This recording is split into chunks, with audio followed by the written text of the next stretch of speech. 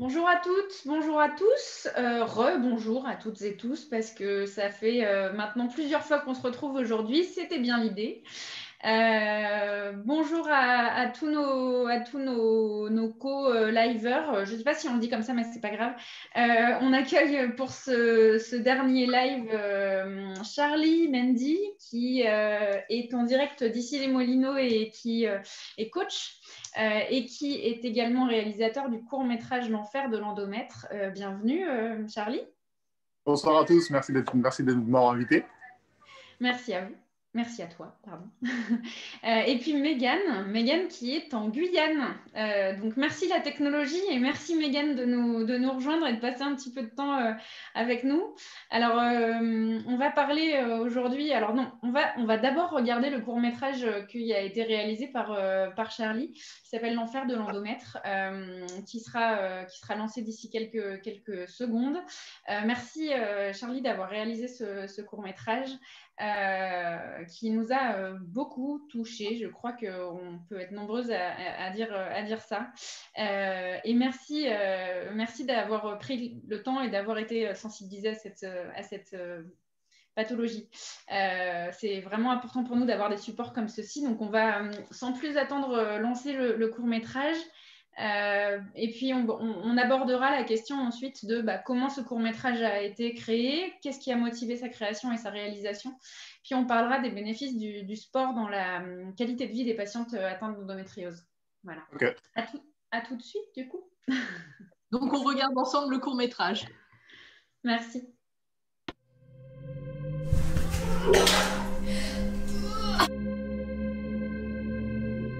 Allô? Oui, bonjour docteur. Non, t'as mal au ventre, moi je fais comment? Moi je fais comment, ouais? Ah, vas-y, écoute, j'arrive, vas-y, on va arrêter de travailler ensemble, hein.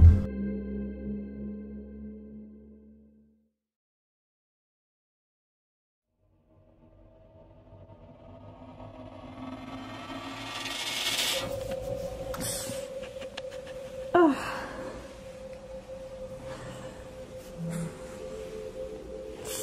C'est trop mal.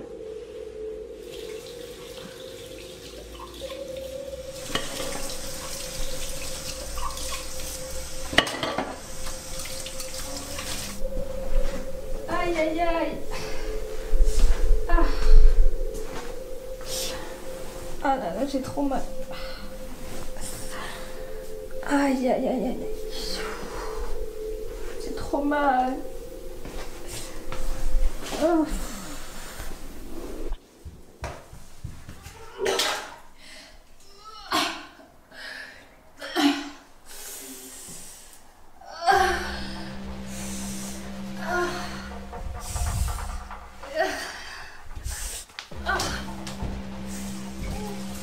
Alice?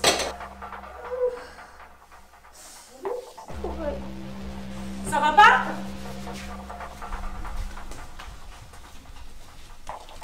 Alice? Alice? Qu'est-ce qui t'arrive? J'ai trop mal. Ah mais qu'est-ce que t'as mal où? Au ventre, je peux pas aller à l'école. Ah, mais encore? Mais j'en peux plus. Mais t'es sûre que c'est pas pour louper l'école? Non, j'ai mal. Oh là là. Ben écoute, hein, moi je vais appeler le médecin là, ça peut plus durer, ça fait plusieurs fois que ça dure. Oui. Là il faut qu'on appelle le médecin. Je vais prendre rendez-vous. D'accord. J'ai mal. C'est rien, c'est rien. Respire, respire. Allô? Oui, bonjour docteur. Ce serait pour prendre rendez-vous pour ma fille, Alice. Oui. Oui, elle est pliée en deux là, elle a des douleurs atroces. Je sais plus quoi faire. Est-ce que je peux avoir un rendez-vous rapide s'il vous plaît? Merci.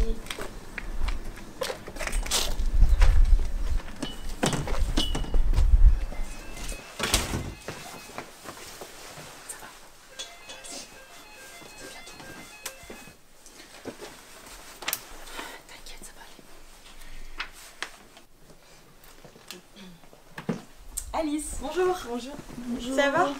Bonjour. Vous allez bien? Ça va, merci. Oui, j'ai super mal au ventre, j'ai mes règles et tout, et ça me fait des douleurs comme pas possible. Ouais, et puis ce matin, elle a fait carrément un malaise tellement elle avait mal. Ouais, je suis tombée Elle par a terre. vomi et c'est pour ça que j'ai pris l'initiative de l'amener aujourd'hui parce que là c'était plus possible quoi. Ouais, Mais ça te fait ça à chaque fois? Ça me fait ça depuis longtemps, depuis que j'ai 11 ans. Là, actuellement, j'en ai 15.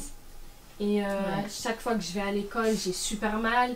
Je suis obligée de sécher les cours. Les profs et la CPE, ils pensent que je mente alors que j'ai tellement mal. Je vais tout le temps à l'infirmerie. En fait, c'est comme si on me dévorait de l'intérieur. Et encore une fois, c'est que des douleurs pendant tes règles. Il Mmh. n'y a pas de fièvre. Non. Non.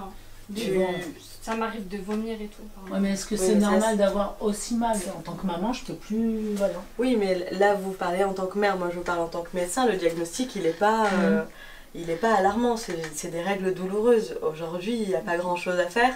Ce que je peux faire, à la limite, c'est prescrire une pilule contraceptive qui va diminuer les douleurs. Elle a que mais 14 ans, excusez-moi, elle a que 14 ans. Elle a pas de chérie, elle a pas. mais c'est pas une question de chérie, c'est juste qu'elle prend une pilule Juste qu'elle ait contraceptive. quelque chose pour la douleur. Prendre des pilules, c'est hormonal. Les douleurs de règles, c'est hormonal. Et peut-être que doser tes hormones va t'aider à diminuer les douleurs abdominales. Mais je peux pas, encore une fois, je peux rien faire d'autre. C'est juste des douleurs liées à tes règles. Si au moins elle a plus mal. Ça fait passer. On peut faire ça. Et je te prescris une prise de sang et à la suite des résultats de la prise de sang, on penchera toutes les trois sur une pilule contraceptive. Ok. D'accord? Donc là, j'ai prescrit donc, la prise de sang. On va regarder s'il n'y a pas une inflammation, on va regarder le taux plaquettaire et puis après le dosage hormonal. Et vous reviendrez me voir dans un second temps pour pouvoir choisir une pilule. Et voilà. Merci beaucoup. Merci à vous. On se revoit du coup avec les résultats. Ok. Merci, Merci bon beaucoup, courage. au revoir. Au revoir.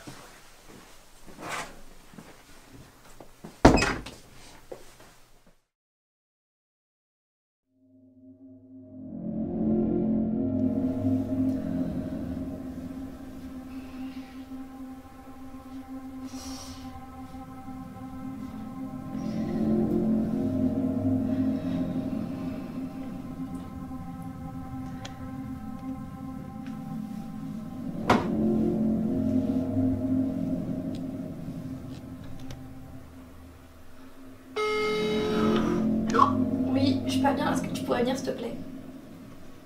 Qu'est-ce qui va pas? J'ai trop mal au ventre, je suis en train de faire une crise. Ok, d'accord, je pars tout de suite. Merci, à tout de suite. Lundi prochain, le 12 septembre à 19h10 sur TMC la 10, mais c'est aussi la 6.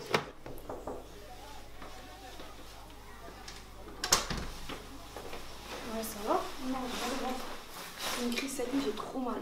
Mais t'as pris un médicament? Oui, mais je sais plus c'était quand. Laisse tomber, mais là j'ai trop. Il y a Sofiane qui vient tout à l'heure et je sais pas comment il va réagir encore parce que je suis pas bien. J'ai eu mal cette nuit, je sais pas quoi faire. Et tu lui as bien expliqué? Oui, mais il comprend pas parce que j'ai tout le temps mal et. Prenne les mots pour lui expliquer, faut que tu prennes le temps, faut qu'il comprenne. J'apprends trop qu'il réagisse mal parce que là il en peut plus et. Et tu veux voir un médecin? Je sais pas, je vais voir, je sais pas quoi faire, là j'ai trop mal. C'est quand ton dernier Antalis, tu l'as pris quand? Je sais pas, je pense que c'est bon, je peux en reprendre un, je sais pas. Ouais, je t'en amène un. Ok.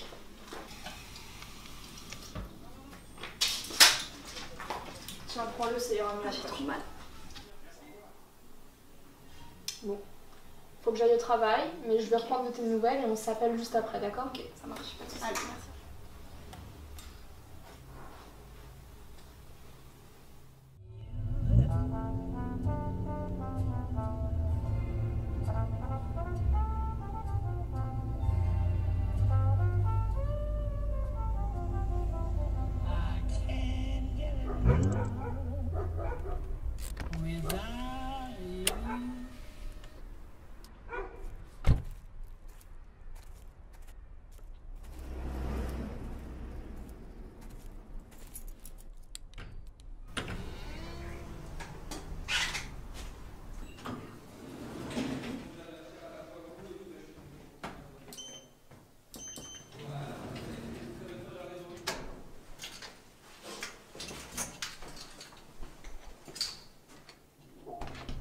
Ça va quoi? Oui, toi.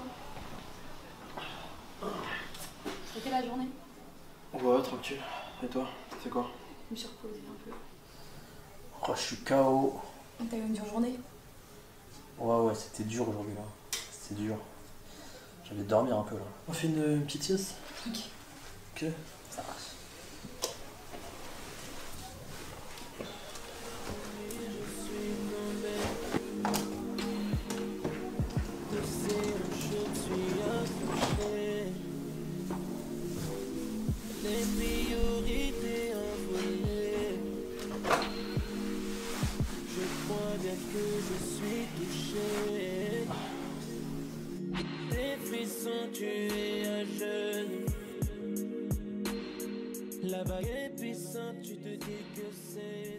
Attends, là, je peux pas, j'ai trop mal. Attends, je peux pas. Qu'est-ce qu'il y a? J'ai mal au ventre. Oh, c'est pas grave, t'inquiète. Non, j'ai trop mal, je peux pas. Là. Ah, je peux pas, j'ai trop mal au ventre. Qu'est-ce que t'as? Je sais, enfin, comme d'habitude, j'ai trop Comme mal. d'hab? Oui. Vas-y, je vais faire doucement cette fois, t'inquiète. Non, non, non, non. Attends. Non, je peux pas. Arrête. Comment ça, tu veux pas? J'ai mal au ventre. Comment ça, tu veux pas, wesh? Je peux pas, j'ai mal au ventre. Mais je m'en bats les couilles, t'as mal au ventre, tout le temps t'as mal au ventre. Mais j'ai pas le choix, je fais ça Moi, je fais comment, ouais? wesh? Tout le temps. J'ai pas le choix. T'as ça tout le temps, bah vas-y. Si j'avais le choix, je pourrais éviter Tu ça. fais ça tout le temps, ça sert à rien de m'appeler. Pourquoi tu m'appelles? Pourquoi tu m'appelles? Ça sert à rien en fait. Tu m'appelles, on peut pas ken. J'ai mal tout le Vas-y, temps. pas de galère. Non-stop, tous les jours. Qu'est-ce Ça que s'arrête t'en jamais en fait. Ça s'arrête jamais, bah moi je ken jamais alors. Fais comment? T'es chelou toi là. C'est très bien, c'est compliqué. Bah c'est compliqué pour moi aussi. C'est Bah compliqué oui, pour toi, c'est compliqué pour oui, moi. On on va arrête là, parler, c'est bon. je sais pas. Vas-y, on s'arrête là, on va pas en parler. Ça fait 6 mois on parle. Ça sert à rien de réagir comme ça. J'ai envie de parler. Tu réagis comment toi? Tu réagis comment toi? Aucun effort. Moi j'ai mal, je souffre. Ah, tu fais aucun effort. Jamais tu fais des efforts. Ça fait 6 mois j'ai pas ken. J'ai écouté pleine là. Mais je souffre en fait. Tu souffres. Eh, moi je je pense. Je souffre comme toi moi. Vas-y, à la prochaine. Ciao.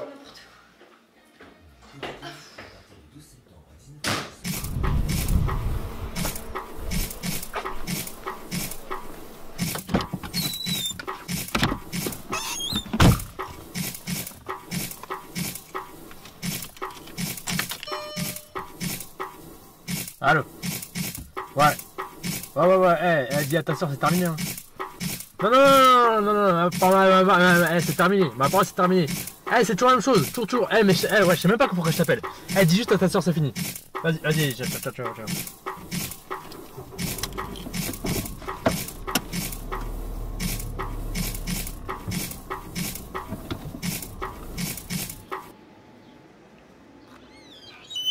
Salut.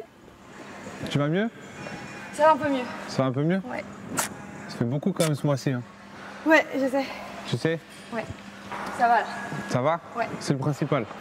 Je te fais le topo de la matinée. Ouais, ça marche. Du coup, on a eu 4 séances d'essai. Ok. D'accord, donc il va falloir que tu les rappelles à partir de... Il est quelle heure là?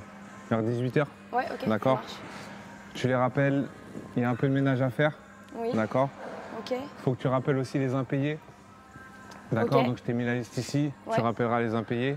Quand tu as fini ça, tu me recontactes et je te donnerai d'autres missions. Ok, pas de soucis. Ça marche? Ouais, ça marche. Moi j'y vais, je dois aller à Paris. Ok. Donc T'as de la j'y route? go. J'ai un peu de route. Ça Ok. marche? Ouais, pas de soucis. Vas-y. Merci.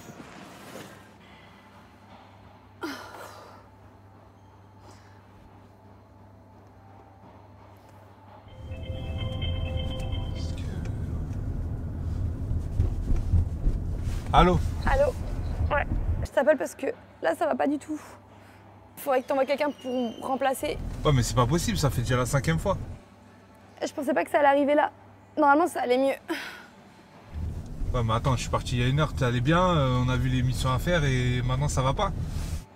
Je suis désolée, je sais pas quoi te dire à part je suis désolée. Non, mais t'es désolé, je vais bien, mais moi je fais comment? Je suis sur le Je suis désolée. périphérique, on fait Je pensais comment? pas que ça allait arriver maintenant. Ah, vas-y, écoute, j'arrive, vas-y, on va arrêter de travailler ensemble là. On va faire un rendez-vous et on va arrêter ça là. Parce que moi je peux pas continuer avec une employée qui me plante tous les 4 matins. Ah mais ok, c'est pas ta faute, mais t'as mal au ventre, au bout d'un moment va consulter, va voir un médecin, prendre du Doliprane, je sais pas, mais fais quelque chose. Ça suffit pas? Bah écoute, je sais pas, moi je peux rien pour toi en tout cas. En tout cas, on va se voir et on va régler les problèmes. Ouais, c'est ça. Bonne soirée. À tout à l'heure.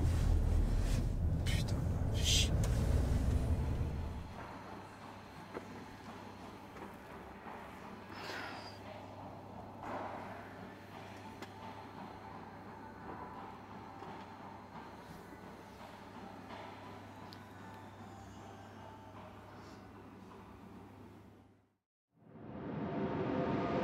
Ça cause des douleurs indicibles. Et surtout, l'endométriose, c'est une des premières causes d'infertilité. Alors en gros, combien de femmes sont touchées par l'endométriose? C'est simple, une femme sur 10, environ 4,5 millions en France. Et dans toutes ces petites bonnes femmes, eh bien, il y en a 40% d'entre elles qui ne peuvent pas avoir de bébé.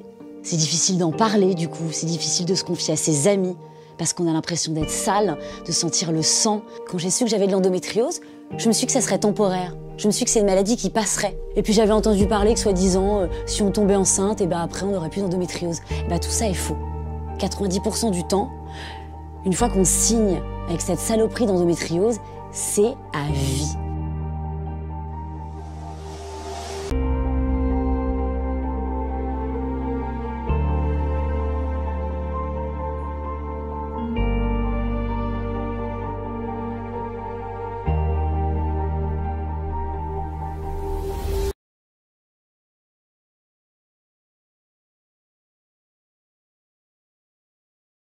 À moi, quand même. Nous voilà de retour, donc, après avoir visionné ce court-métrage très poignant. Donc, merci Charlie pour ce travail formidable que tu as fait, parce que nous, il nous a beaucoup touchés. Alors, je raconte un petit peu l'histoire. Tu nous as contactés par mail un soir en nous faisant part de ton travail.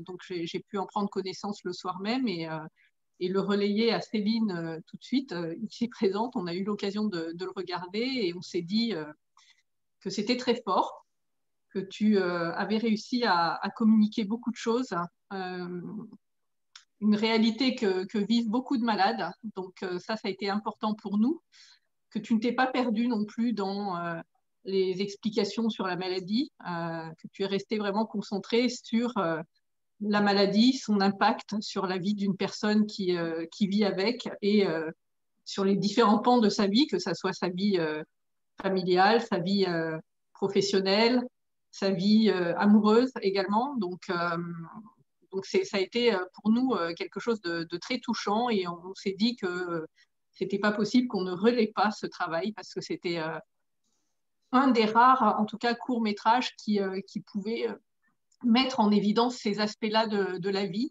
Donc merci pour ça. Je crois que tout le monde a été touché d'ailleurs quand on a pu faire tourner le court-métrage auprès de l'équipe. Hein. Donc je ne sais pas ce que vous en avez pensé les filles, si vous pouvez en parler, si vous arrivez à en parler, parce que c'est tellement poignant. Oui, moi je suis particulièrement reconnaissante d'avoir su montrer les souffrances en fait, parce que je me suis clairement revue pliée en deux sur mon lit étant ado, en sachant pas quoi faire ni comment faire pour faire passer les douleurs. Et ça, je trouve que c'est quelque chose qui est très personnel, c'est-à-dire qu'on le vit, donc c'est difficile de l'exprimer.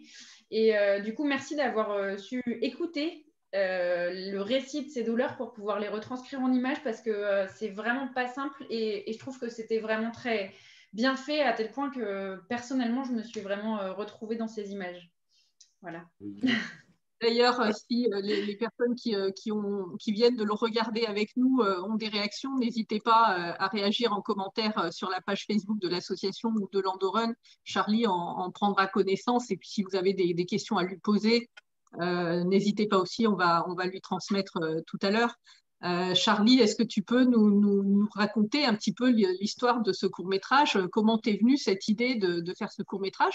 Puisqu'à la base, tu es coach sportif, donc passionné par la vidéo. Donc, raconte-nous tout ça. Déjà, je tenais à remercier tous les gens qui ont participé à ce court-métrage, tous mes amis à qui j'ai demandé, notamment Olfa, Sherazade, Inès, Dan qui m'a aidé au montage. Il y avait qui encore? Elias aussi, qui a fait le rôle principal du copain. Et tous les gens qui m'ont aidé de loin ou de près pour monter ce court-métrage. Bah, là-bas, ça vient de Mégane.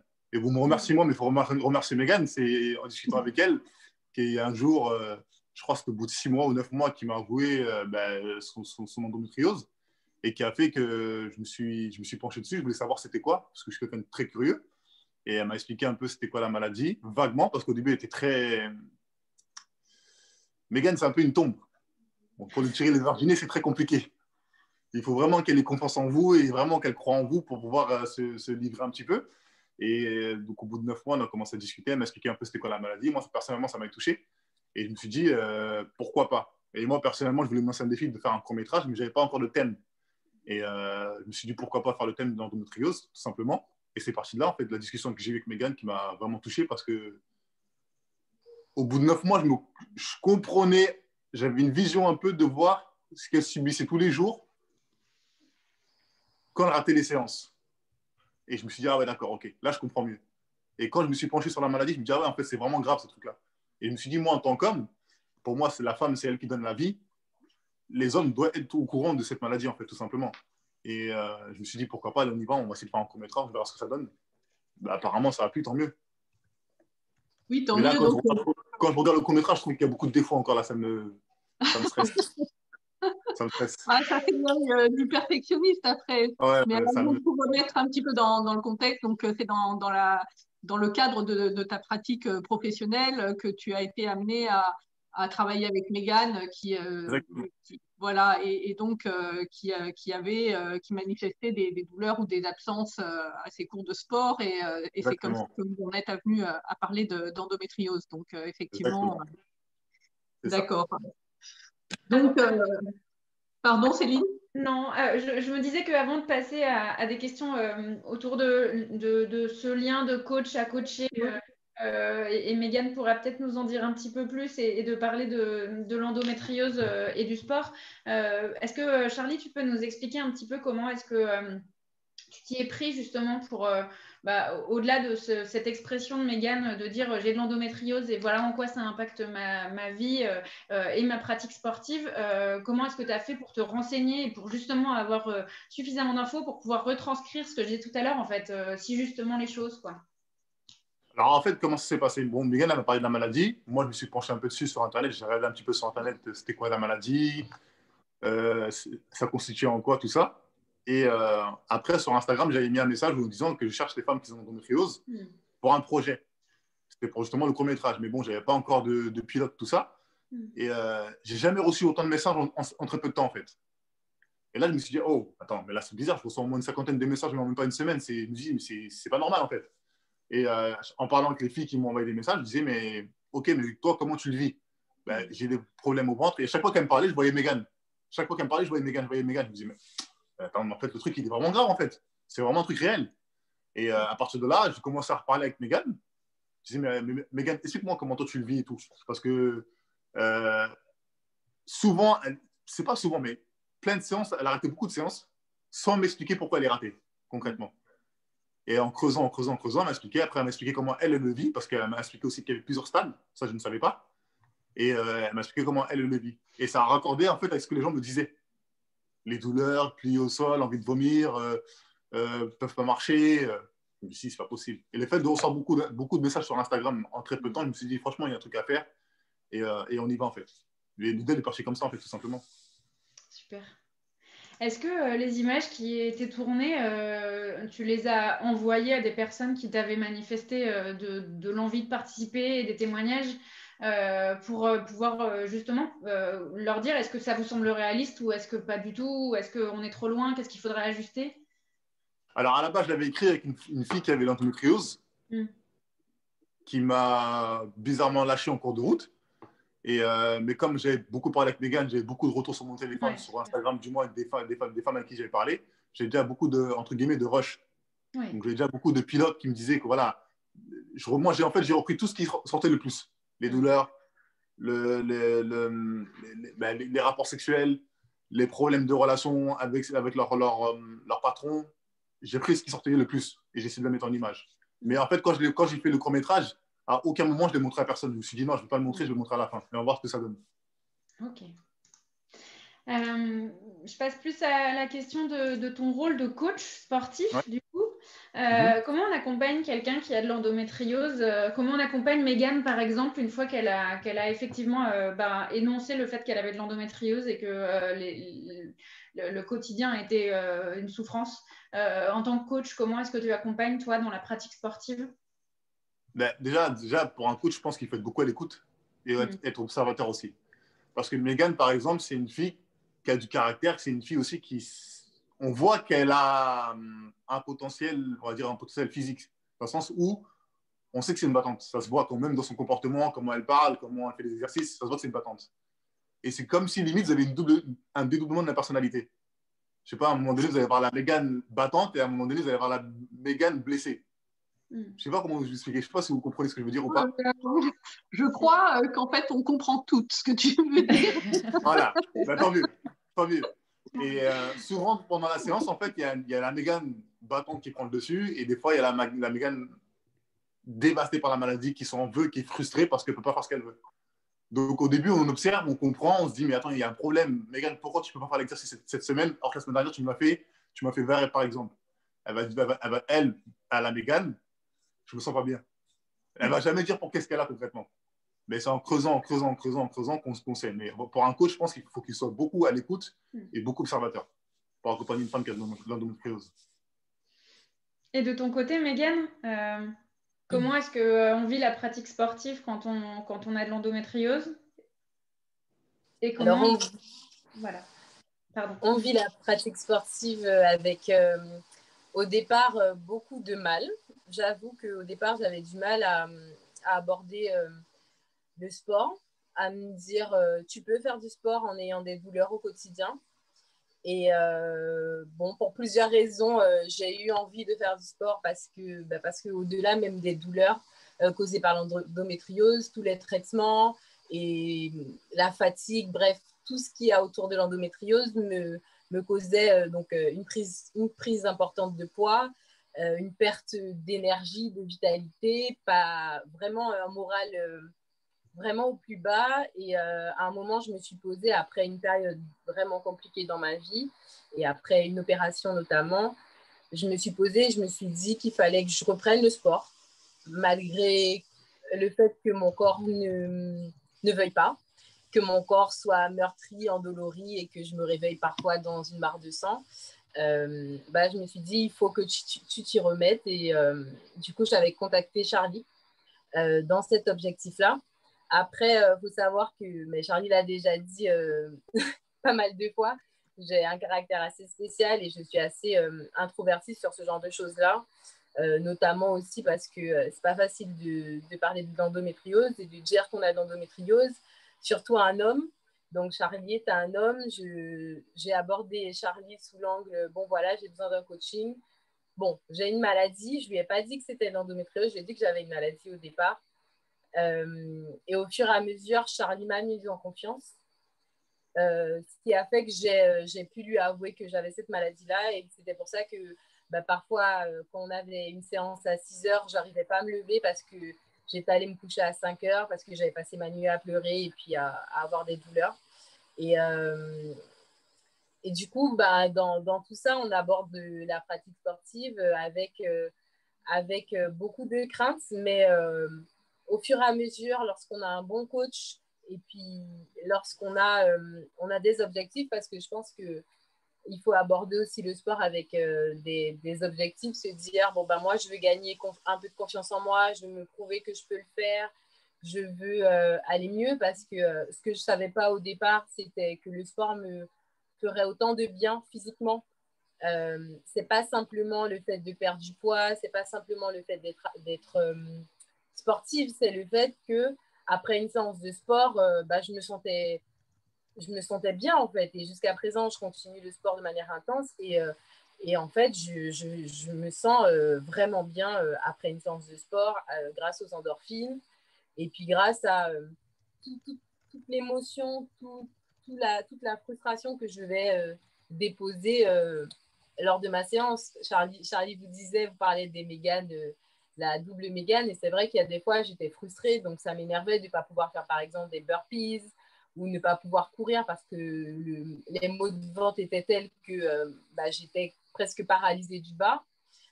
Mais du coup, j'y suis allée. J'essaie en fait à chaque fois de tester mes limites.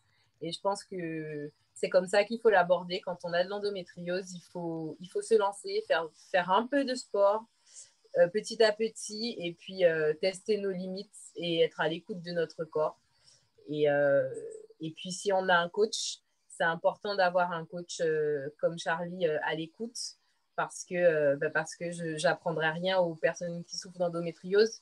On a du mal à se faire entendre et à se confier sur ce genre de choses-là. Donc, quand on a un coach qui plus est un homme qui comprend et qui prend le temps, c'est précieux. Voilà. Merci. Merci Mégane pour ce témoignage, c'est très touchant. Oui. J'ai envie de pleurer là. Donc il faudrait qu'on clone Charlie. Ça me touche franchement. Non, il n'y en a pas deux comme Charlie. Je vais vraiment insister dessus et le remercier à nouveau parce que je lui ai toujours dit que je n'avais pas eu les mots. Et bon, je suis quelqu'un, je n'ai pas souvent les mots pour ce genre de choses. Mais c'est vrai que ça m'a fait beaucoup de bien parce que ça faisait 10 ans que je savais que j'avais de l'endométriose et j'ai jamais eu quelqu'un dans ma vie qui a pris un problème qui me concernait à bras le corps et qui a fait quelque chose de totalement désintéressé sur le sujet parce que, Charlie est un homme, je ne le connaissais pas, on n'était pas proches, c'était juste mon coach et il a choisi l'endométriose comme sujet et voilà quoi, enfin, ça m'a beaucoup questionné moi personnellement sur la façon de vivre la maladie et puis de me battre parce que je me suis dit que si j'avais pu tomber sur quelqu'un de totalement désintéressé et bienveillant comme ça, qui prenait la cause à bras le corps, moi aussi, je devrais le faire. Et c'est d'ailleurs pour ça que j'ai accepté de faire ce live parce que Charlie vous le dira, je ne parle pas de ce genre de choses-là facilement et ça m'a angoissée. Mais je pense que je devais bien le faire aujourd'hui.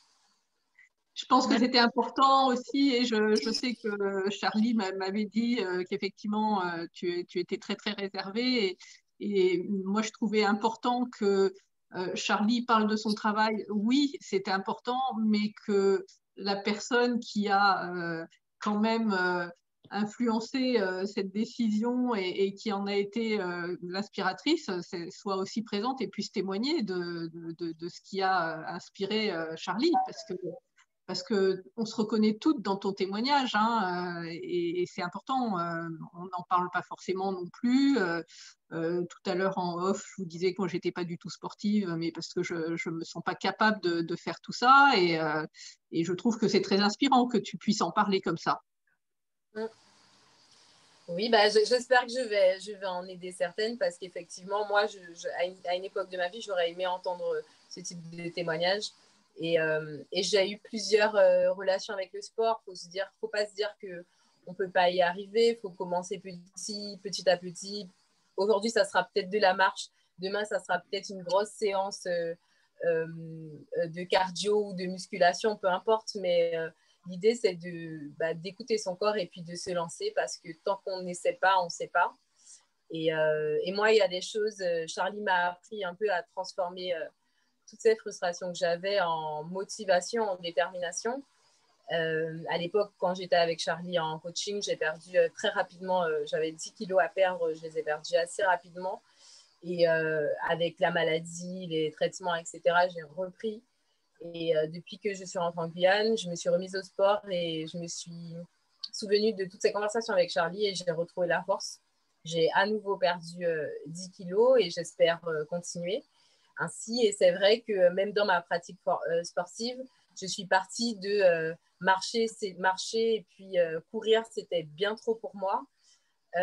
Et aujourd'hui, j'arrive à faire du crossfit, qui est un sport assez prenant et puis à fort impact, j'ai envie de dire. Et j'arrive à en faire 4 à 5 fois par jour. C'est pas par semaine, pardon Mégane, calme-toi, 4 à 5 fois par semaine et c'est pas sans peine, mais franchement, ça fait du bien. Mais il y a des fois où j'y arrive pas. Cette semaine, en début de semaine, mes règles sont arrivées et j'étais cadavre. Je m'en voulais de ne pas pouvoir me lever pour aller au sport, mais j'étais entre 2 vomissements et 2 spasmes. Donc, j'ai écouté mon corps, je n'y suis pas allée. Et dès que je me suis sentie mieux, je suis retournée au sport et ça m'a fait un bien fou. J'avais jamais aussi bien dormi de la semaine que ce soir-là, le soir où je suis allée au sport. Donc vraiment, si j'ai un message à faire passer, c'est qu'il faut tenter et puis tester au fur et à mesure nos limites pour voir quelles sont nos limites. D'accord, mais c'est vraiment intéressant et du coup j'enchaîne avec une question qu'on a reçue sur la page Facebook de Virginie qui demande justement un conseil. Est-ce que c'est plus important de pratiquer le sport quand on peut ou est-ce qu'il vaut mieux que ça soit régulier? Donc si le coach que tu es peut répondre à cette question, Charlie. Moi, je pense que c'est mieux quand c'est régulier.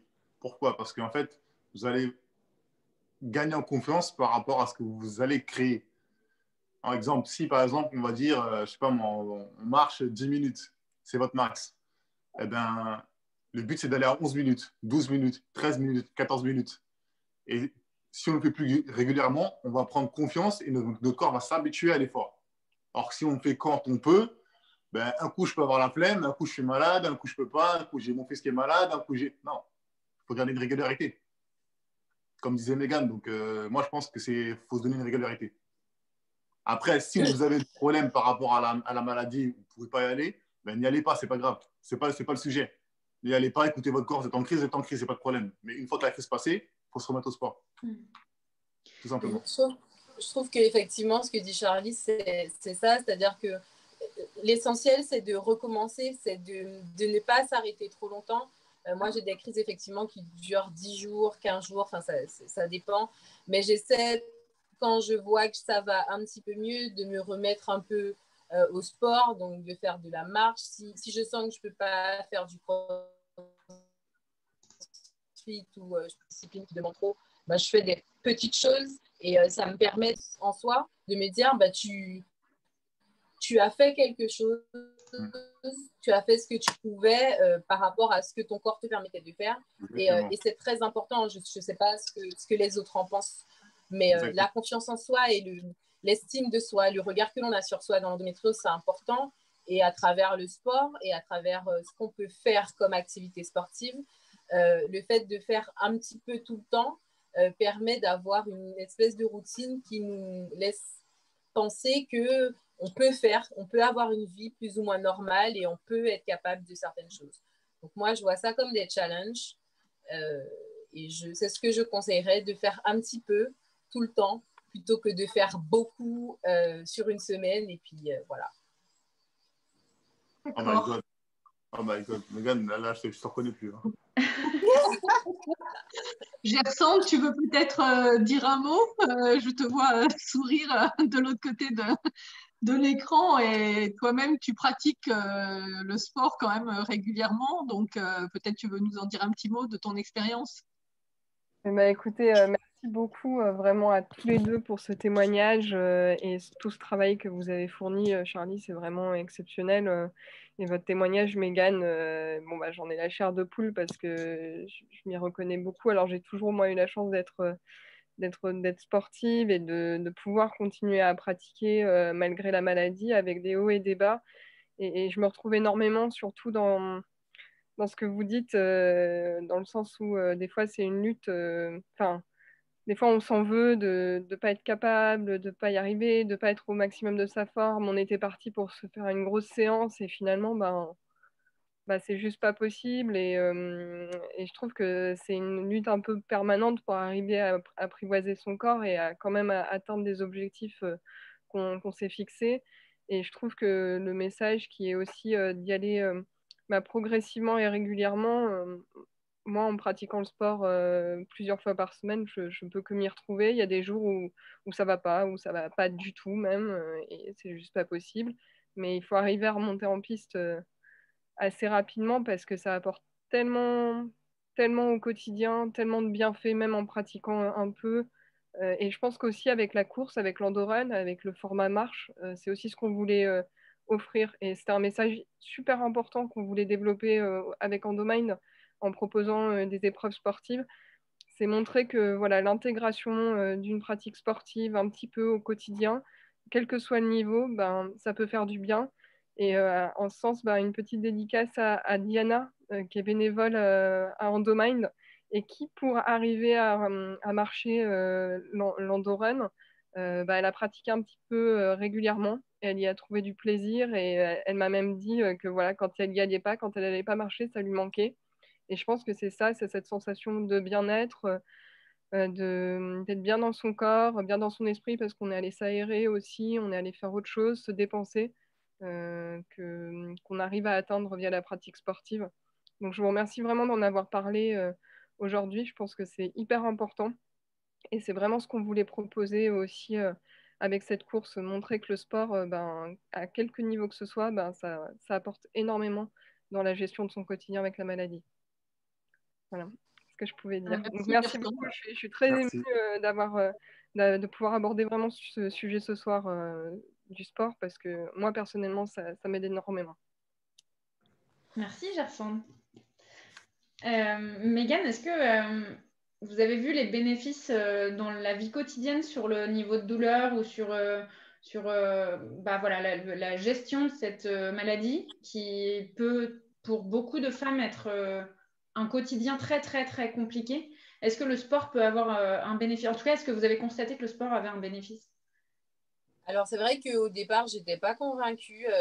J'avais un ami coach qui me disait tu verras, il faut que tu fasses du sport, ça va te soulager et tout. Et je disais non, mais tu dis n'importe quoi, moi j'ai mal et je ne comprenais pas trop. Et c'est vrai que depuis que j'ai une pratique sportive régulière, j'ai beaucoup moins de douleurs. Et je ne pèse pas mes mots, j'ai vraiment beaucoup moins de douleurs.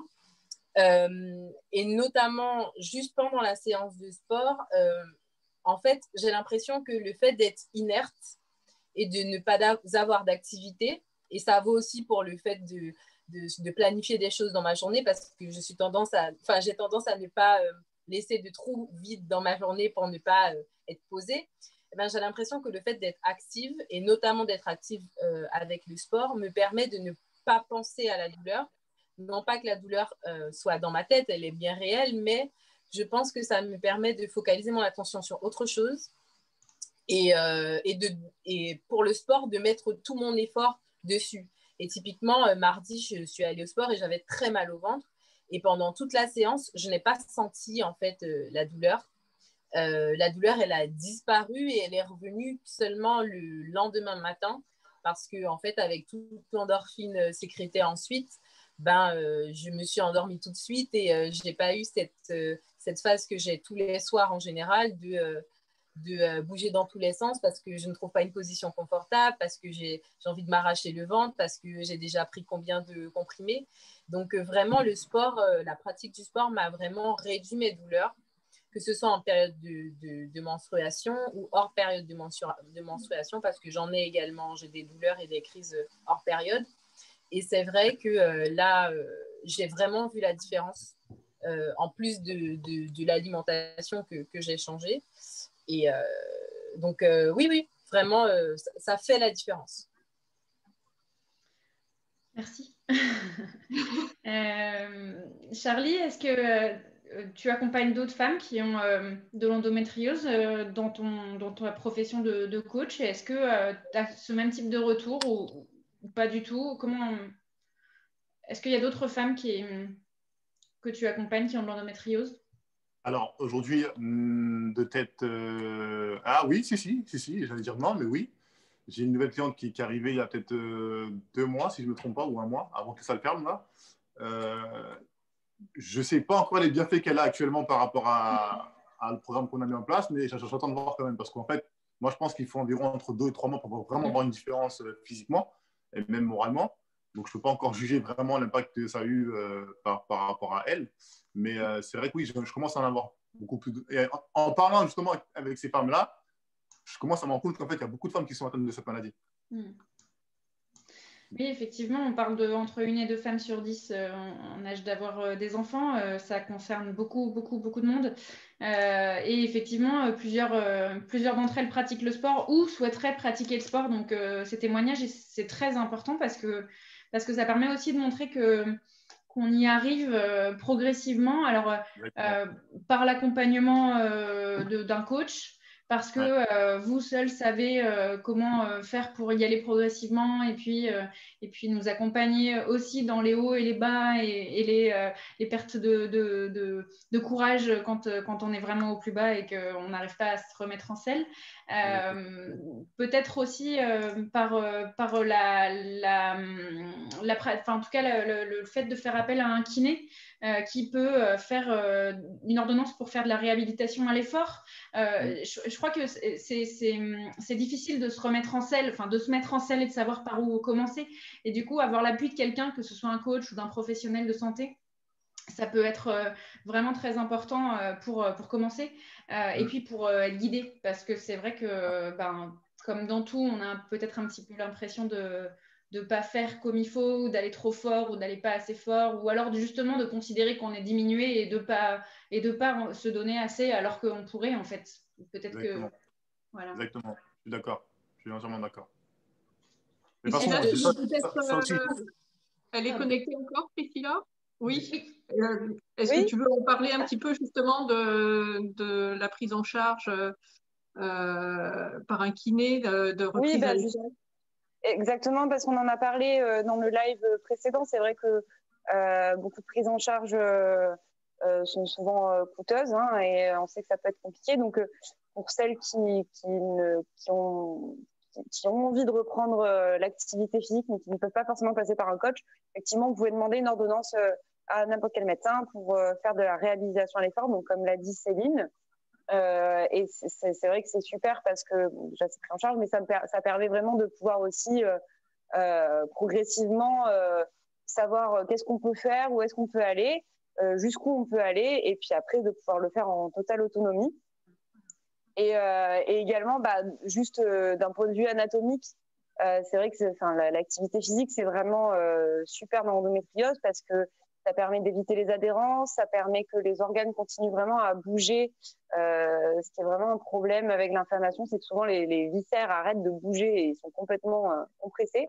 Et avec l'activité physique, ça va vraiment permettre à tous les organes d'avoir un mouvement et donc d'être super. Je pense que peut-être que Charlie peut nous confirmer, mais souvent les femmes qui ont l'endométriose, au début, ont même encore plus de douleur parce que justement leur corps est plus du tout habitué, et puis c'est après qu'on voit vraiment le bénéfice, c'est par la suite, quoi. C'est vrai, je suis d'accord. Et notamment, je l'ai vu un peu avec Mégane qui était... Après, il y avait aussi un point que moi, je n'ai pas pris en compte, c'est la perte d'estime de soi. Ça, c'est un élément que je n'ai pas pris en compte. Je l'ai pris en compte après Mégane, justement. Mais le fait de ne pas avoir une estime de soi normale et encore en plus d'être malade, c'est très compliqué pour une personne de sortir de cet engrenage, en fait. Et c'est vrai que, bon, moi, je suis un coach qui travaille sur le physique, mais aussi sur le mental. Donc, forcément, Mégane, j'ai pu la pousser et voir qu'à chaque fois, chaque séance, elle évoluait. Même si c'était un petit peu sur un petit peu, et elle était tout le temps en train de se dire, ouais, mais ça, c'est rien, je peux faire mieux, tout ça. Donc, c'est très bien. On sait qu'on peut les pousser, ces gens-là. Donc, c'est vrai que faut prendre ce point en compte aussi. Moi, je pense que maladie ou pas maladie, il ne faut pas perdre d'estime de soi. Parce que sans ça, il ne reste plus rien. Alors, encore en plus, il y a la maladie, c'est une autre histoire. Mais restez positive et restez sûr de vous dans ce que vous faites. Peu importe, même si vous faites juste de la marche, mais c'est déjà très bien. La marche est déjà très bien pour commencer. Après, voilà, comme je vous ai dit, si vous commencez à marcher 1 km, c'est de marcher 1,5 km, après 2 km, après 3 km. Il n'y a pas de pression à avoir parce qu'on ne fait pas de la compétition. On n'a pas de deadline à la fin. Donc, même si vous mettez, pour faire 10 km, vous mettez même 2 ans, on s'en fout. Le principal, c'est d'avoir commencé et d'avoir terminé. Le reste, on s'en fout. Peu importe le temps que vous mettez. Ayez confiance en vous et lancez-vous. Il n'y a pas de raison. Si Mégane l'a fait, tout le monde peut le faire. Non, mais c'est surtout que même vous, oui, même vous, Nathalie. C'est vrai que la maladie met à mal la confiance en soi sur plein d'aspects, sur la féminité, sur le physique, parce que si on prend du poids, si on en perd, etc. Et c'est vrai que moi, le sport, je ne pensais pas que le sport pourrait me permettre de regagner en confiance en moi. Et Charlie m'a appris à le faire. Et il m'a montré qu'effectivement, je pouvais faire plein de choses grâce au sport et pas simplement un objectif physique de perte ou de prise de poids. Il m'a montré que je pouvais être performante et être bonne. C'est-à-dire qu'avant, moi, courir, pour moi, c'était la fin du monde. Je ne pouvais pas courir. Et aujourd'hui, j'arrive dans un groupe de CrossFit après avoir beaucoup couru avec Charlie. J'arrive dans un groupe de CrossFit où j'arrive en première position. On fait 1 kilomètre, je suis la première. Tout le monde me dit, mais Mégane, tu es trop forte en cardio et tout. Moi, je dis, bah non, impossible. Et en fait, c'était des choses qu'il y a 2 ans, pour moi, c'était inatteignable comme performance. Et ça m'a permis de rebâtir ma confiance en moi qui, il y a 2-3 ans, était au plus bas. Donc, c'est vrai que c'est un côté important. Et je voudrais rebondir sur ce que disait Priscilla, c'est... sur les douleurs au début, effectivement, moi, j'ai eu très, très mal au début. Et j'ai eu des saignements. Voilà, j'ai eu des saignements, des vomissements, des crises. En fait, le sport parfois me déclenchait des crises. Et au fur et à mesure, j'ai réhabitué mon corps à l'effort. Et c'est vrai que j'ai été surprise de voir à quel point je pouvais faire des choses que je n'étais pas capable de faire avant. Merci Mégane, c'est vraiment très poignant. Je crois que Gerson avait une question. Oui, moi j'avais une question pour vous, Charlie. Comment est-ce que votre court-métrage a été accueilli dans votre milieu professionnel? Est-ce que vous en avez discuté avec vos collègues? Est-ce que vous avez pu enclencher un dialogue avec eux pour justement discuter avec eux de la prise en charge de cette pathologie en tant que professionnel du sport? Les sensibiliser? Alors non, j'ai pas eu le temps d'en parler avec eux parce qu'en fait, moi, quand j'ai fait le court-métrage, j'avais qu'une envie, c'était de sortir. On n'a pas eu le temps. En plus, il y a eu le Covid, donc forcément, les histoires de salles, un coup ça ferme, un coup ça ouvre, un coup ça ferme, un coup ça ouvre. Et même du court-métrage, je n'avais parlé à personne. Moi, mon but, c'était vraiment de le faire et de le lancer sur les réseaux, de voir le retour qu'il allait avoir. Je n'ai pas eu le temps de prendre le temps de discuter avec des collègues à moi, mais je prendrai le temps justement à la réouverture des salles de parler avec eux et un peu aussi les sensibiliser parce que notre but à nous, en tant que coach, c'est d'accompagner les gens. Et il faut qu'ils soient conscients des pathologies qui sont en marche aujourd'hui, comme l'endométriose. Et si je peux les aider justement à gérer leurs clients et à leur donner des conseils pour qu'ils puissent mieux gérer les clients qui ont cette maladie, ce sera avec plaisir. On a un commentaire sur la page Facebook qui dit je garde la marche dans mon quotidien, mais les jours de douleur, faire du vélo, c'est impossible. Merci pour votre réponse. C'est exactement ça. La culpabilité, c'est vraiment un combat entre notre corps et notre tête. Pour ma part, c'est grâce à mon kiné que j'ai repris le sport. Il me guide beaucoup. Donc, ça va vraiment dans le sens de ce qu'on disait tout à l'heure. Deux autres témoignages qui vous félicitent, Charlie, de ce court-métrage. Donc, le court-métrage est extrêmement bien fait. Il devrait être diffusé dans les collèges pour sensibiliser les enseignants. Bravo. Merci. Et puis, extrêmement touchée par ce court-métrage très bien fait. Et dans l'atteinte d'endométriose, je me suis retrouvée dedans avec émotion. Merci d'avoir mis en lumière la réalité de cette maladie avec justesse. Je crois qu'il nous a vraiment, de manière unanime, beaucoup touchés. Merci Charlie. Merci à Mégane, en fait. C'est merci Mégane, c'est pas merci à moi. Merci Mégane et surtout, merci d'être venue en parler ce soir avec nous, Mégane, parce que c'est important et c'est génial d'avoir ce retour-là. Et on remercie la technologie, effectivement, de nous permettre de pouvoir parler ensemble à autant d'endroits différents et à l'autre bout du monde. Ouais. Donc, c'est super. Est-ce qu'on avait d'autres questions? Il y avait Céline, la deuxième Céline, tu avais peut-être une question? Moi, c'était pas vraiment une question, donc on a parlé de beaucoup de choses, mais vraiment, je me suis totalement reconnue dans toutes les paroles de Mégane, et je pense que c'est le cas de beaucoup de femmes qui ont l'endométriose et qui pratiquent le sport. Et je suis émue, comme un peu tout le monde, je pense. Merci beaucoup. C'est vrai qu'on a été beaucoup émus par ce court-métrage. Donc vraiment, Charlie, encore une fois, on s'en est déjà parlé tous les deux, mais vous avez fait un travail vraiment remarquable. Et c'est extraordinaire de voir que finalement, vous aviez, en plus de vos compétences professionnelles, cette compétence à côté qui a permis de donner ce court-métrage qui est nécessaire, utile et qui déclenche finalement ce genre de discussion et qui va certainement motiver d'autres personnes à faire comme Mégane. Peut-être pas moi, mais on ne sait jamais. Hein, on se donne rendez-vous l'année prochaine, on en reparlera. Si, Nathalie, c'est déjà pas mal qu'on organise une course finalement c'est le début. Non, je pense que pas une course, une marche, ce serait bien. Une marche, ce serait bien. Mais en fait, c'était l'idée qu'on avait, comme disait Gersan tout à l'heure, de toucher, quand on a décidé de créer cette Endorun, c'était aussi l'idée de permettre à un autre public de prendre connaissance de cette maladie, d'être sensibilisé, etc. Donc, c'était vraiment notre intention première.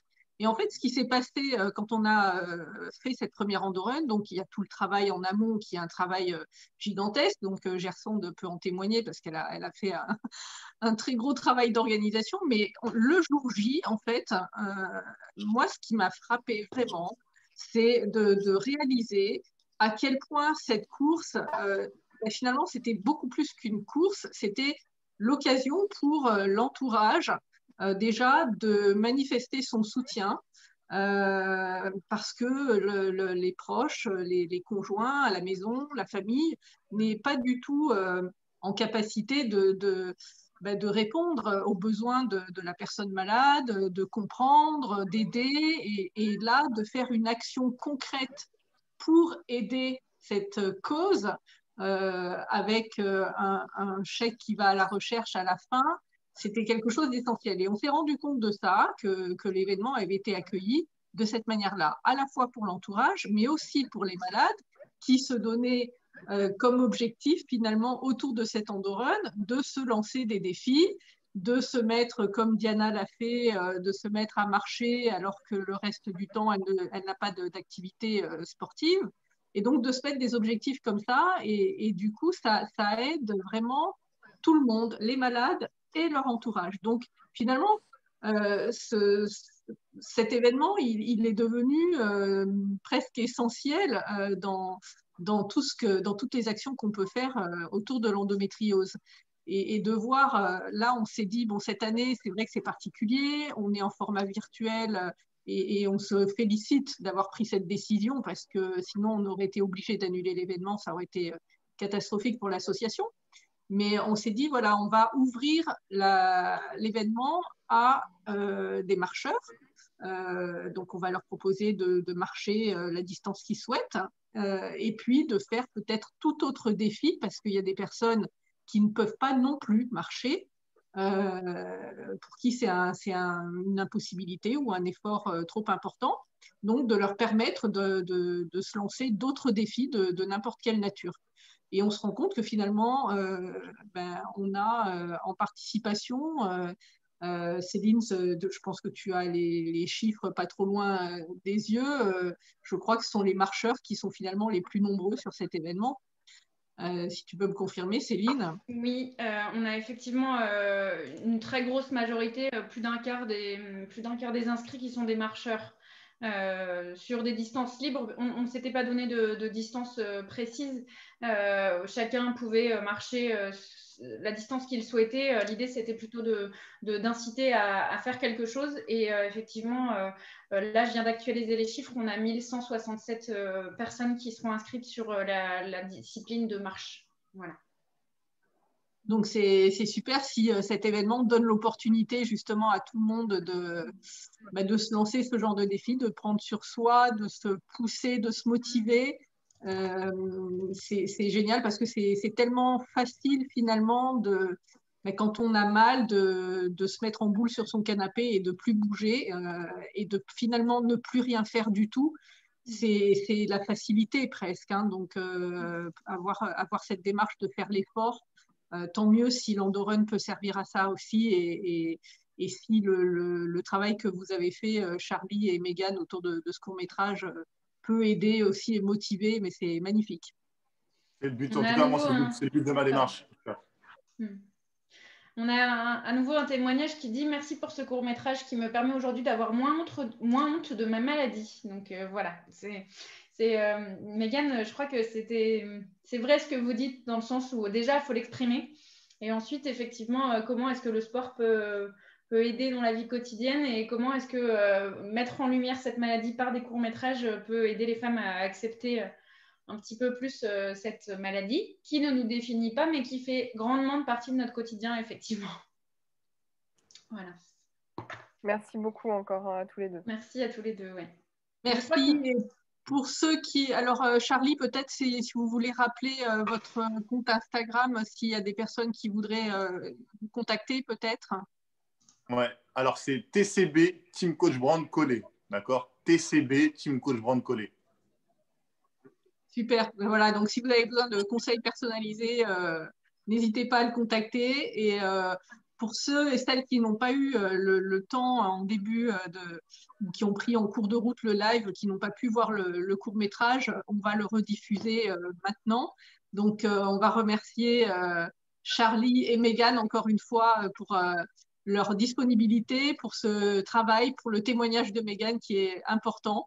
Merci à tous les deux et à l'équipe d'Endomind. Donc Céline, peut-être avant de se quitter, un dernier point.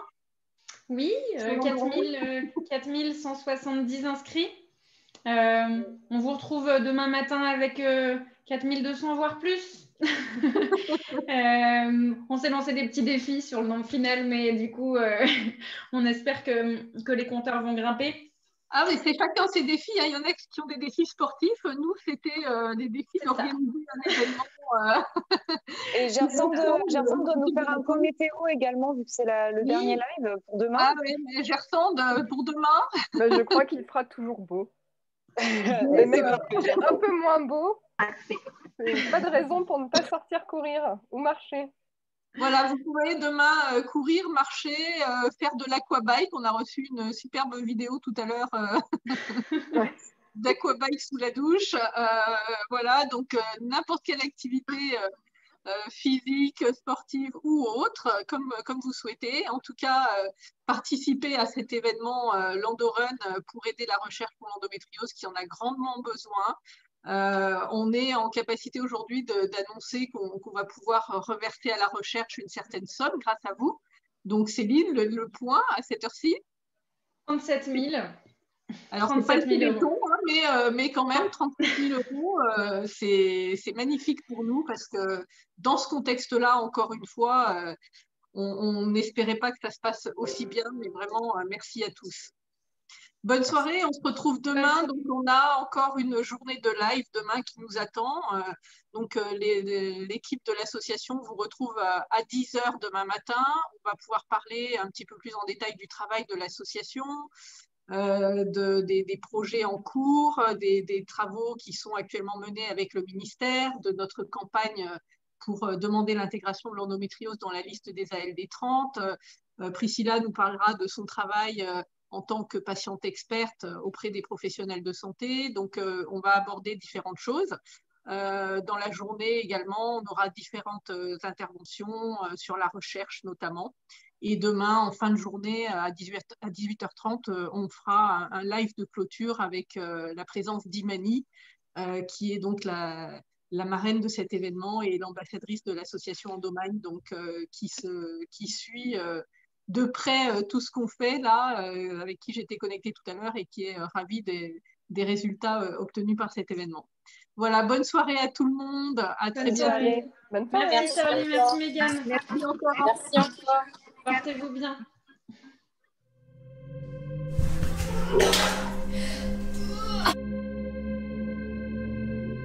Allô?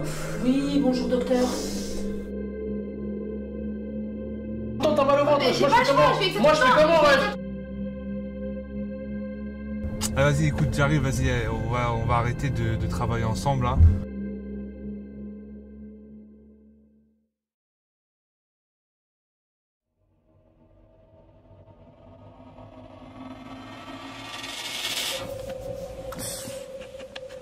Oh.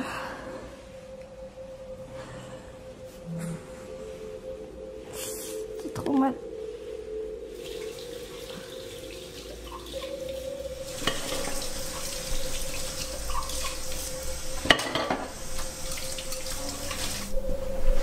Aïe aïe aïe.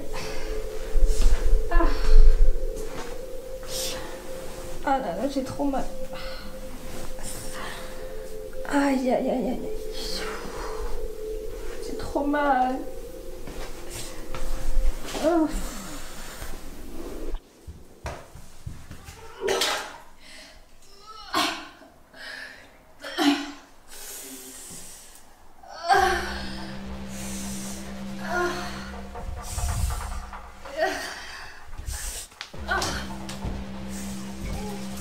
Alice?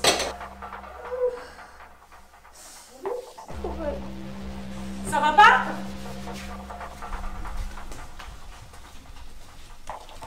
Alice? Alice? Qu'est-ce qui t'arrive?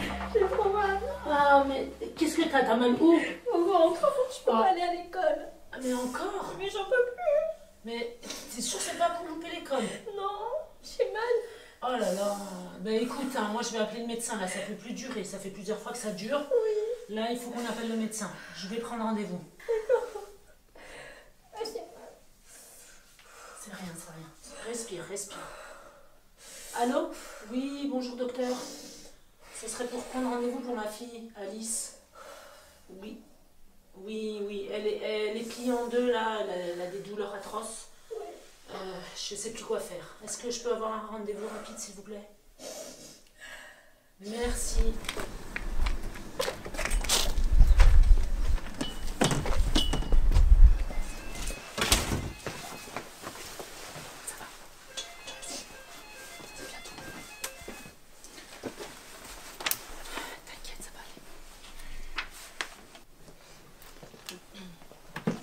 Alice. Bonjour. Bonjour. Ça va? Bonjour. Vous allez bien? Ça va, merci. Oui, j'ai super mal au ventre, j'ai mes règles et tout, et ça me fait des douleurs comme pas possible. Ouais, et puis ce matin, elle a fait carrément un malaise tellement elle avait mal. Ouais, je suis tombée Elle a vomi, et c'est pour ça que j'ai pris l'initiative de l'amener aujourd'hui, parce que là, c'était plus possible, quoi. Ouais, ça te fait ça à chaque fois? Ça me fait ça depuis longtemps, depuis que j'ai 11 ans. Là, actuellement, j'en ai 15. Et chaque fois que je vais à l'école, j'ai super mal. Je suis obligée de sécher les cours. Les profs et la CPE, ils pensent que je mente alors que j'ai tellement mal. Je vais tout le temps à l'infirmerie.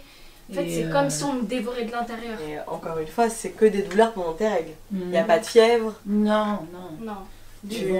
Ça m'arrive de vomir et tout. Ouais, mais est-ce que c'est normal d'avoir aussi mal? En tant que maman, je peux plus... Voilà. Oui, mais là, vous parlez en tant que mère, moi je vous parle en tant que médecin. Le diagnostic, il n'est pas alarmant, c'est des règles douloureuses. Aujourd'hui, il n'y a pas grand-chose à faire. Ce que je peux faire, à la limite, c'est prescrire une pilule contraceptive qui va diminuer les douleurs. Elle a que 14 ans, excusez-moi, elle a que 14 ans, elle n'a pas de chéri, elle a pas... Mais c'est pas une question de chéri, c'est juste qu'elle prend une pilule contraceptive. Quelque chose pour la douleur. Prendre des pilules, c'est hormonal, les douleurs de règles, c'est hormonal, et peut-être que doser tes hormones va t'aider à diminuer les douleurs abdominales. Mais je peux pas, encore une fois, je peux rien faire d'autre, c'est juste des douleurs liées à tes règles. Si au moins elle a plus mal... Ça fait passer. On peut faire ça, et je te prescris une prise de sang, et à la suite des résultats de la prise de sang, on penchera toutes les trois sur une pilule contraceptive. Okay. D'accord ? Donc là, j'ai prescrit la prise de sang. On va regarder s'il n'y a pas une inflammation. On va regarder le taux plaquettaire et puis après le dosage hormonal. Et vous reviendrez me voir dans un second temps pour pouvoir choisir une pilule. Et voilà. Merci beaucoup. Merci à vous. On se revoit du coup avec les résultats. Merci, bon courage. Au revoir.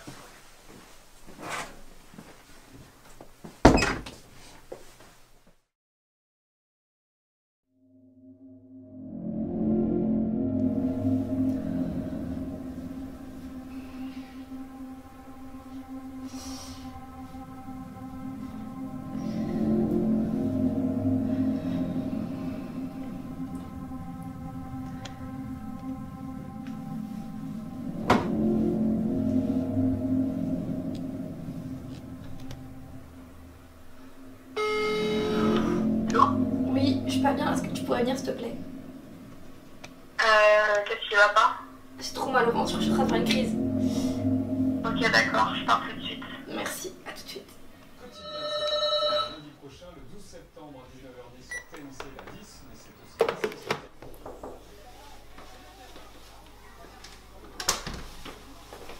Ouais, ça va? Non, j'ai pas le ventre. J'ai fait une crise cette nuit, j'ai trop mal. Mais t'as pris un médicament? Oui, mais je sais plus, c'était quand. Laisse tomber, mais là j'ai trop. Il y a Sofiane qui vient tout à l'heure et je sais pas comment il va réagir encore parce que je suis pas bien. J'ai eu mal cette nuit, je sais pas quoi faire. Et tu lui as bien expliqué? Oui, mais il comprend pas parce que j'ai tout le temps mal et. Prenne les mots pour lui expliquer, faut que tu prennes le temps, faut qu'il comprenne. J'appréhende trop qu'il réagisse mal parce que là il en peut plus et. Et tu veux voir un médecin? Je sais pas, je vais voir, je sais pas quoi faire, là j'ai trop mal. C'est quand ton dernier Antalis, tu l'as pris quand? Je sais pas, je pense que c'est bon, je peux en reprendre un, je sais pas. Ouais, je t'en amène un. Ok.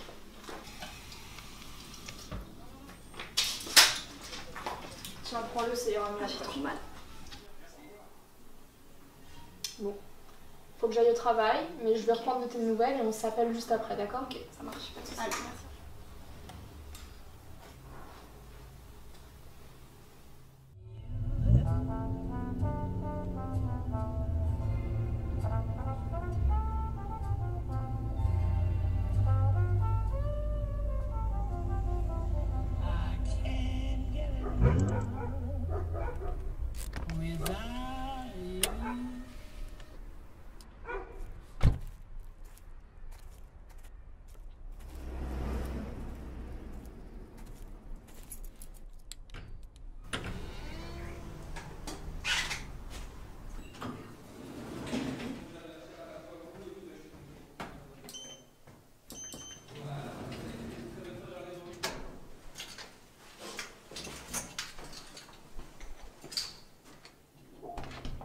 Ça va quoi? Oui, toi. C'était la journée? Ouais, tranquille. Et toi, t'as fait quoi? Je me suis reposée un peu. Oh, je suis KO. T'as eu une dure journée? Ouais, c'était dur aujourd'hui là. C'était dur. J'allais dormir un peu là. On fait une petite sieste? Ok. Ok, ça marche.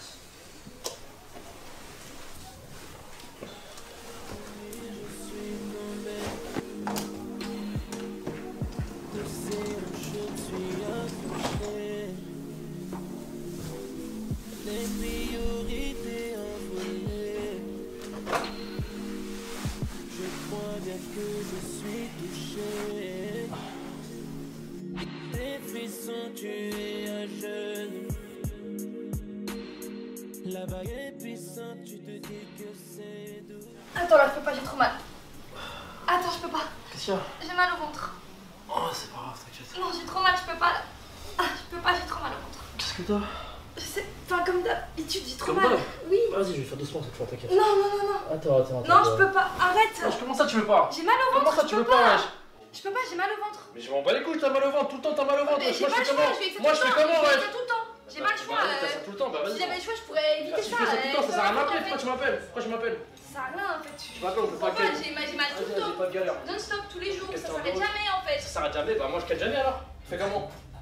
C'est chelou toi. C'est très bien, c'est compliqué. Bah c'est compliqué pour moi aussi. Bah C'est compliqué pour toi, c'est compliqué pour moi. On arrête là, c'est bon. Je sais pas. Vas-y, on s'arrête là, on va pas en parler. Ça fait 6 mois on parle. Ça sert à rien de réagir comme ça. J'ai envie de parler. Tu réagis comment toi? Tu réagis comment toi? Aucun effort. Mais moi j'ai mal, je souffre. Ah, tu fais aucun effort. Jamais tu fais des efforts. Ça fait 6 mois j'ai pas Ken, j'ai écouté Ken là. Ah, mais je souffre en fait. Tu souffres. Moi je pense. Je souffre comme toi moi. Vas-y, à la prochaine. Ciao.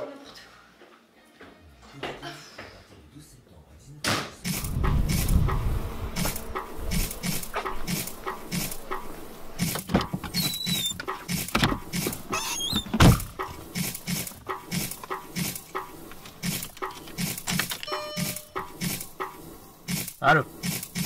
Ouais, dis à ta soeur, c'est terminé. Hein. Non, c'est terminé. Ma parole, c'est terminé. C'est toujours la même chose, toujours. Mais je sais même pas pourquoi je t'appelle. Dis juste à ta soeur, c'est fini. Vas-y, ciao.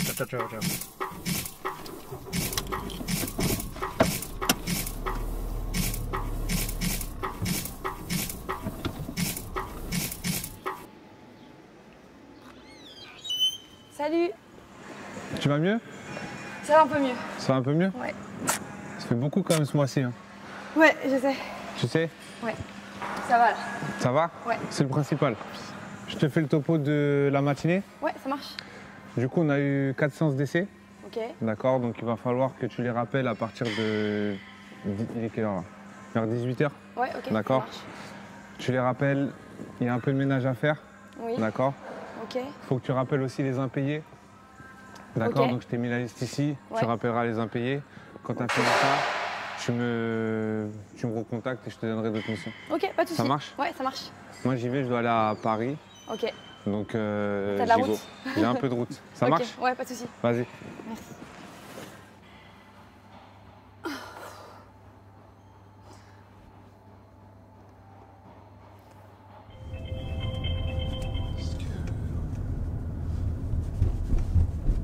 Allô? Allô? Ouais, je t'appelle parce que là ça va pas du tout. Faudrait que t'envoies quelqu'un pour me remplacer. Ouais, mais c'est pas possible, ça fait déjà la 5e fois. Je pensais pas que ça allait arriver là. Normalement ça allait mieux. Ouais, mais attends, je suis parti il y a 1 heure, t'allais bien, on a vu les missions à faire et maintenant ça va pas. Je suis désolée, je sais pas quoi te dire à part je suis désolée. Non, mais t'es désolé, je vais bien, mais moi je fais comment? Je suis sur le Je suis désolée, périphérique, on fait je pensais comment? pas que ça allait arriver maintenant. Ah, vas-y, écoute, j'arrive, vas-y, on va arrêter de travailler ensemble là. On va faire un rendez-vous et on va arrêter ça là. Parce que moi je peux pas continuer avec une employée qui me plante tous les 4 matins. Ah mais ok, c'est pas ta faute, mais t'as mal au ventre, au bout d'un moment va consulter, va voir un médecin, prendre du Doliprane, je sais pas, mais fais quelque chose. Ça suffit pas? Bah écoute, je sais pas, moi je peux rien pour toi en tout cas. En tout cas, on va se voir et on va régler les problèmes. Ouais, c'est ça. Bonne soirée.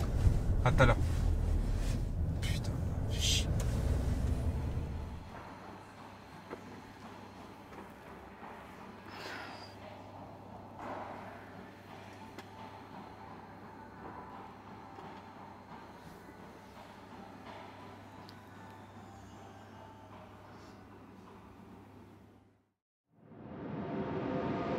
Ça cause des douleurs indicible. Et surtout, l'endométriose, c'est une des premières causes d'infertilité. Alors en gros, combien de femmes sont touchées par l'endométriose? C'est simple, une femme sur 10, environ 4,5 millions en France. Et dans toutes ces petites bonnes femmes, eh bien, il y en a 40% d'entre elles qui ne peuvent pas avoir de bébé.